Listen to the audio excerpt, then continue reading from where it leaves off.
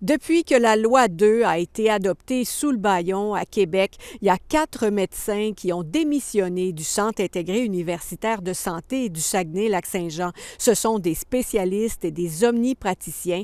Ces données ont été obtenues par Radio-Canada via une demande d'accès à l'information.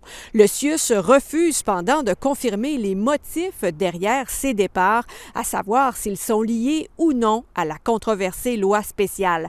Par ailleurs, le CIUS perd l'un de ses chirurgiens plasticiens, le docteur Francis Meunier.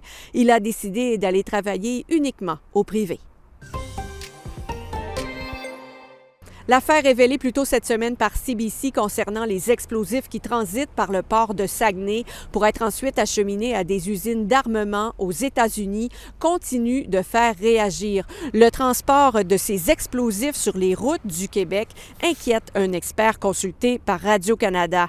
Il s'agit de Jean-Paul Lacourcière, un expert en gestion des risques des matières dangereuses et professeur associé à Polytechnique. Il croit que cette situation expose carrément les citoyens à des risques inutiles. Il considère que ces explosifs devraient plutôt arriver directement dans les ports américains. Pourquoi ils ne reçoivent pas ça dans leur port? Nous, on n'a rien à gagner dans cette affaire-là, excepté subir des risques routiers. Les risques sont minimes, mais pas négligeables et ils ne doivent pas être négligés. Le ministère de l'Environnement inflige des amendes totalisant un peu plus de 23 000 $ à Rio Tinto. La multinationale écope de ces pénalités principalement en raison du rejet de contaminants dans la rivière Saguenay à partir du complexe Jonquière. On parle entre autres d'eau usée industrielle toxique et d'hydrocarbures.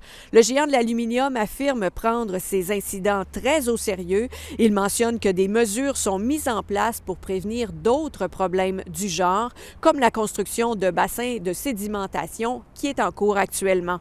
L'un des manquements est aussi lié à l'entreposage non conforme d'une matière liée au règlement sur les matières dangereuses. Sur ce, je vous souhaite une belle journée.